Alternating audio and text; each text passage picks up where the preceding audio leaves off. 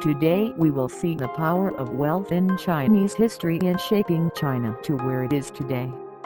China's history is full of tales of power, betrayal, and intrigue.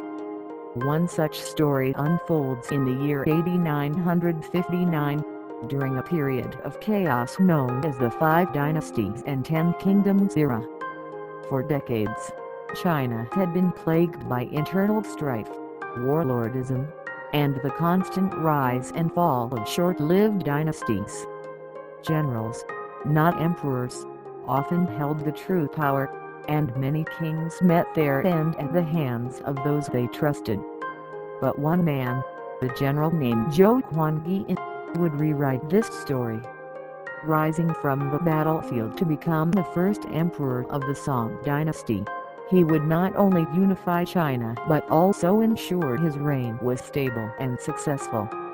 How did Zhou Huangdi, later known as Emperor Song Taisu, rise to power, and how did he manage to avoid the same fate that had befallen so many rulers before him?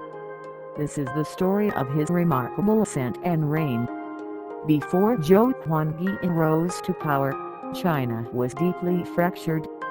The collapse of the Tang dynasty in 907 had plunged the country into decades of instability. The Five Dynasties and Ten Kingdoms period saw warlords carve up China into separate regions, each vying for supremacy. Dynasties rose and fell with alarming speed, and the throne was never secured.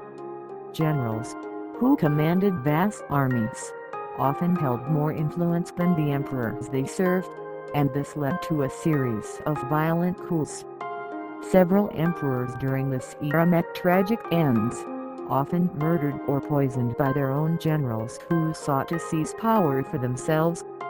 The constant betrayal created a culture of fear and instability within the imperial court.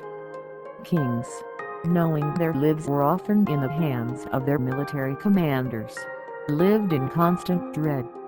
But Zhou Huangdi was different. The military leader himself, he understood the ambitions of his fellow generals better than anyone. And when the opportunity came, he would seize power in a way that no one could have predicted. Zhou Huangdi was born in 927, during this turbulent period. He quickly rose through the ranks of the military, earning a reputation for his bravery, strategic brilliance, and leadership on the battlefield.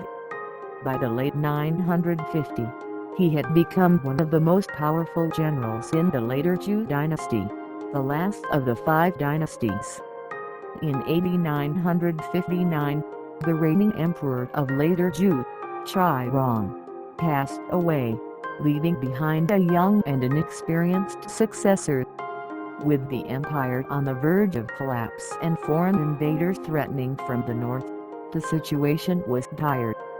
The court feared that without strong leadership, the dynasty would crumble. This is when Zhou Huangdi's moment arrived. In early 960, during a military campaign against the northern invaders, Zhou's troops staged what many believe was a planned coup. One night, in a dramatic turn of events, Zhou was woken by his officers, who, with weapons drawn, insisted that he take the throne. They proclaimed him emperor on the spot, saying that only he could save the empire from ruin. Reluctantly or so the story goes, Zhou Huangdi accepted.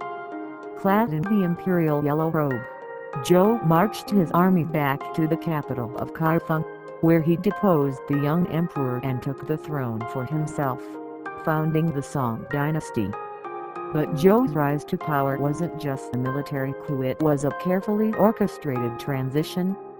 He knew that taking power was only the first step. Keeping it would be much more difficult. Zhou Huangdi understood the dangers of the path he had taken. He had seen firsthand how generals could betray their rulers. Emperors before him had been poisoned, assassinated, and overthrown by those they had trusted most. He knew that if he didn't act quickly, he might suffer the same fate. So, Just a few months after taking the throne, Zhou invited his most powerful generals to a grand banquet. The setting was lavish, with fine wine, exquisite food, and the trappings of imperial wealth. The generals, unaware of Zhou's true intentions, enjoyed the festivities, believing they were being rewarded for their loyalty. As the wine flowed and the mood relaxed, Zhou addressed his generals. In a conversation that would become legendary, he pointed out the dangers that came with their immense power. The fate of emperors is often sealed by the very men who serve them, he said. He reminded them of the tragic ends that had befallen so many rulers in recent history, men who had been betrayed by their most trusted military commanders. Then, in a move that stunned his commanders, Zhou made them an offer. He urged his generals to retire from their military positions, offering them luxurious estates and great wealth in exchange for their withdrawal from politics and the army. He promised them a life of comfort and security, free from the dangers and intrigues of the court. The generals, understanding the wisdom and perhaps the thinly veiled threat behind Zhou's words, agreed. One by one, they accepted his offer, retiring to lives of luxury, far away from the capital and the political machinations of the empire. By disarming his greatest threats in this way, Zhou Huangyi ensured that his reign would be stable and secure. Zhou's strategy was a master stroke. Unlike so many of his predecessors, he didn't resort to violence or intrigue to neutralize his rivals. Instead, he offered them a way out that benefited both sides. The generals, lavishly rewarded, had no reason to conspire against him, and Zhou was able to govern without the constant fear of being overthrown by those closest to him. This move was not only clever, it was revolutionary. By eliminating the power of the military from the political sphere, Zhou set a precedent that would shape the Song dynasty for centuries to come. The Song emperors would rely on civilian officials and bureaucrats, rather than generals, to administer the empire, a decision that contributed to the stability and longevity of the dynasty. With his internal threats neutralized, Zhou Huangyi, now Emperor Song Taisu, turned his attention to governing the empire.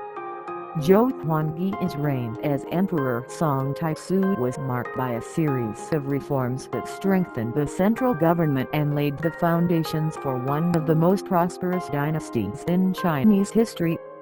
Unlike the short-lived dynasties that had preceded him, the Song dynasty would endure for over 3 centuries. One of Zhou's key accomplishments was the centralization of power.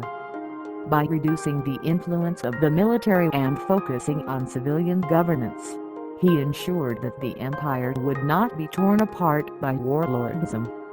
He also reformed the civil service examination system, ensuring that talented and educated individuals could rise through the ranks of government, regardless of their background.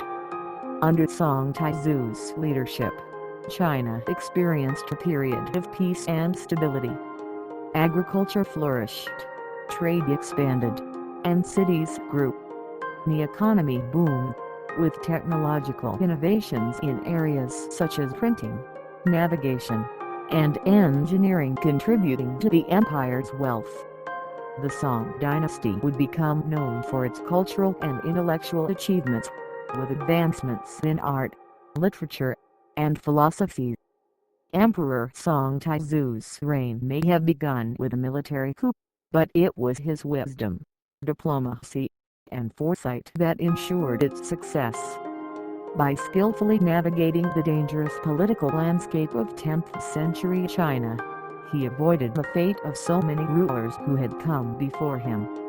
His decision to retire his generals with wealth rather than eliminate them was a bold move that cemented his power and allowed him to focus on governance. Emperor Song Taizu's reign marked the beginning of a new chapter in Chinese history, one that would influence the world for centuries to come.